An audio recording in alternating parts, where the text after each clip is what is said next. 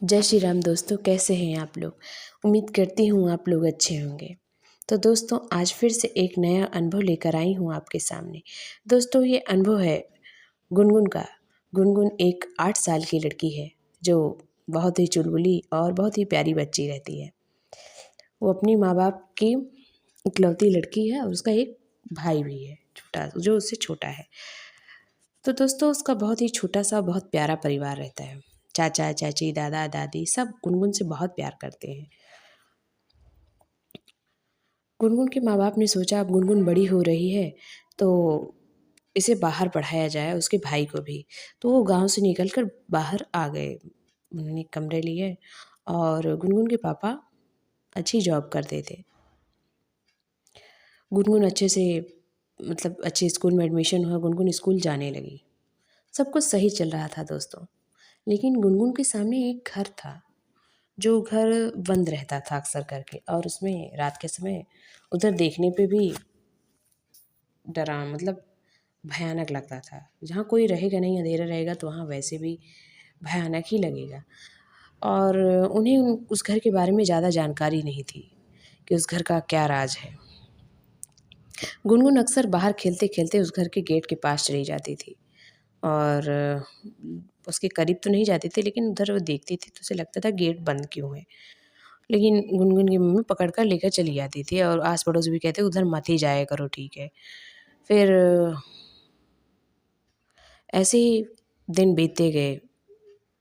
तो गुनगुन के दोस्त बने, वो दोस्तों के साथ मोहल्ले में खेलने जाने लगी। तो कुछ दोस्त कहते तुम्हें अपने सामने वाले घर के बारे में पता है, वहाँ पे कोई कमरा नहीं लेता है। तो गुनगुन ने पूछा क्यों। उसने कहा बस ऐसे ही, किसी ने कुछ बताया नहीं। तो उसने मम्मी से अपनी बात बताई। उसकी मम्मी ने कहा ऐसे ही कह रहे होंगे बेटा। फिर गुनगुन एक दिन बाथरूम में नहा रही थी और उस समय लाइट चली गई। चारों तरफ अंधेरा। गुनगुन ने कहा मम्मा लाइट चली गई। उसकी मम्मा ने कहा बेटा मैं आती हूँ, इन्वर्टर ऑन करती हूँ, कुछ दिक्कत हो गई है। फिर क्या, गुनगुन एकाएक चिल्लाई और उसकी चीखने की आवाज़ सुनकर सब लोग भागे। देखा तो गुनगुन बाथरूम में बेहोश पड़ी है। उसके पापा उसे उठा के लेकर बेड पे गए और उसका पूरा माथा गर्म हो रखा था। उसे कपड़े पहनाए गए क्योंकि वो बाथरूम में नहा रही थी। और उसकी मम्मी रो रही थी कि क्या हो गया गुनगुन को, और मेरी बिटिया को क्या हो गया। डॉक्टर को दिखाया गया, दवा ववा हुई, लेकिन गुनगुन जैसे पूरा शरीर उसके बुखार से तप रहा था। फिर गुनगुन थोड़ा थोड़ा होश में आई। उसकी मम्मी ने पूछा बेटा क्या हुआ, क्या हुआ था तुमने। गुनगुन कुछ बोल नहीं रही थी, डरी रही कि मम्मा मम्मा मैंने बाथरूम में किसी किसी आदमी को देखा जो बहुत ही डरावना लग रहा था। मम्मा मम्मा मुझे छोड़ के मत जाना, ऐसा वो बोल रही थी। बहुत डर गई थी वो। फिर उसके पड़ोस के एक अंकल बागेश्वर धाम जाया करते थे। वो वो भभूत लेकर आए और गुनगुन के माथे पे लगाया और कहा इसे बीच बीच में लगाते रहे।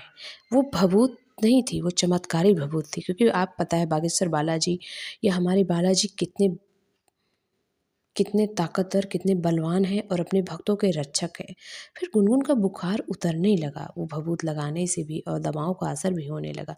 उसके पहले दवाएं भी असर नहीं कर रही थी। फिर गुनगुन ठीक हो गई। फिर बाद में पता चला कि उसके जो घर में बंद रहता था उसमें कोई लड़का सुसाइड कर चुका था, जिसके बारे में उन्हें शायद बहुत अच्छे से नहीं पता था या उसकी मम्मी गुनगुन को बता नहीं रही थी। फिर गुनगुन को नज़र वज़र चढ़ाई गई, लॉकेट पहनाया गया और बालाजी की भभूत भी लगाई गई। गुनगुन ठीक हो गई। तो दोस्तों, अक्सर ये बुरी आत्माएं छोटे बच्चों पर ज़्यादा अटैक करती हैं क्योंकि बच्चे अबोध होते हैं। आप अपने बच्चे, अगर आपके भी घर में बच्चे हैं छोटे हैं, तो उन्हें बालाजी की भक्ति सिखाइए, माता रानी की सिखाइए, और बालाजी हनुमान चालीसा तो उन्हें सिखाइए ही सिखाइए, क्योंकि कब कैसी सिचुएशन आ जाए।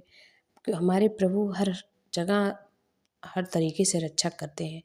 तो गुनगुन की ये अनुभव आपको कैसा लगा ज़रूर बताइएगा, और हमारे बागेश्वर बालाजी के लिए एक बार प्रेम से बोलिए जय श्री राम।